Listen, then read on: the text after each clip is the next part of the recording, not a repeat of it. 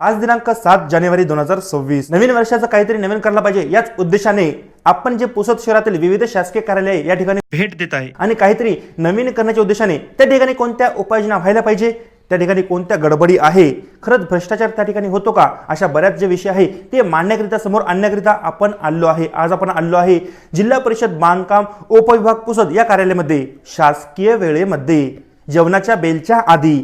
परंतु धक्कादायक बाब म्हणजे अशी एकूण 18 अधिकारी प्लस कर्मचारी हे इथे शासनाने नेमलेले असून सुद्धा इथे फक्त मोजून 4 ते 5 अधिकारी कर्मचारी उपस्थित आहे। उर्वरित 13 ते 14 अधिकारी आणि कर्मचारी चक्क गायब आहे। या विषयासंदर्भात जेव्हा मी इथलच्या उपस्थित अधिकाऱ्यांना विचारलं की तुमच्याजवळ हालचा रजिस्टर आहे का, आणि जे माझ्या हातामध्ये आहे जिल्हा परिषद बांधकाम उपविभाग पुसद दौरा नोंद रजिस्टर सन 2026, यामध्ये जेव्हा मी हे उघडून बघितलं, तुम्हीही बघू शकता आजच्या तारखेमध्ये आज दिनांक 7/1/2026 फक्त 2 अधिकाऱ्यांची नोंद या ठिकाणी उपलब्ध आहे। म्हणजे एकूण 13 ते 14 अधिकाऱ्यांपैकी फक्त 2 अधिकारी। बरं, महत्वाचं म्हणजे ज्यांच्या अंडरमध्ये बांधकाम उपविभाग येतो असे नांदगावकर साहेब जे उप अभियंता आहे त्यांचंही नाव या दौरा नोंदवहीमध्ये नाही। किती धक्कादायक बाब म्हणावी ही। शासनाने हे जे नोंदवही दिले आहे, हालचा रजिस्टर दिला आहे, दौरा जे रजिस्टर दिला आहे, जनतेला सोयीस्कर व्हायला पाहिजे की आपण इथलचे उपस्थित अधिकारी कर्मचारी नेमके कुठे जात आहे, कशासाठी जात आहे, विकास कामासंबंधित जात आहे ना की स्वतःचा स्वार्थ पाहून बाहेर फिरत आहे, हेच कळण्यासाठी दौरा नोंदवही हालचा रजिस्टर शासनाने प्रणालीमधून ठेवलेले आहे।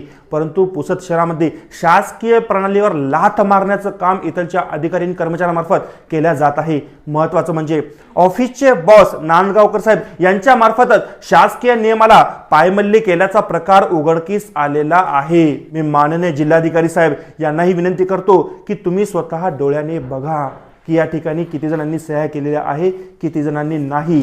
7 तारखेमध्ये फक्त आजच्या दिवसामध्ये फक्त 2च नोंदा आणि जवळपास 13 ते 14 अधिकारी कर्मचारी इथून गायब आहे। महत्त्वाचं म्हणजे आणखी या ठिकाणी धक्कादायक बाब म्हणजे अशी, आता हे आहे हजरी पंजी म्हणजे हजरीपट असलेलं रजिस्टर। या इकडे दिनांक 1 ते दिनांक 7 आता हे सर्व कर्मचारी या ठिकाणचे अधिकारी आणि कर्मचारी। महत्त्वाचं म्हणजे आजची 7 तारीख असून सुद्धा किंवा 1 ते 7 मध्ये तांत्रिक शाखेमधले बिलवाल साहेब असो, कुकडे साहेब असो, चव्हाण साहेब असो, ढाकरे साहेब असो किंवा SV कांबळे साहेब असो किंवा इकडे केमोकर साहेब असो, यांची कोणाचीही सही 1 ते 7 तारखेच्या मधात नाही।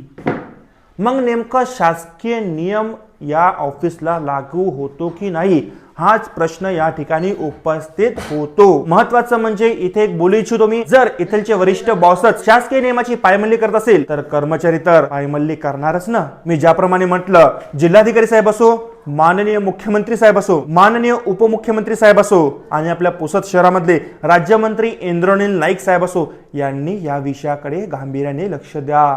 इथलचे अधिकारी खरंच दौऱ्यावर जात आहे की स्वतःचा मनमर्जी दौरा करत आहे हे बघणे अतिशय महत्त्वाचे आहे। अशाच प्रकारचे व्हिडिओ आणि महत्त्वाचं म्हणजे या संदर्भात मोठा लॉंग व्हिडिओ येणार आहे, तेही तुम्ही बघा आणि पुसद शहरामधले शक्य तेवढे आपण ऑफिस घेण्याचा प्रयत्न करू। त्याही ठिकाणी असा भोंगळ कारभार आहे की नाही किंवा चालत असतो का हेही दाखवण्याचा प्रयत्न करू। अशाच प्रकारचे व्हिडिओ करता बघत राहा द टाइम्स ऑफ पुसद। धन्यवाद।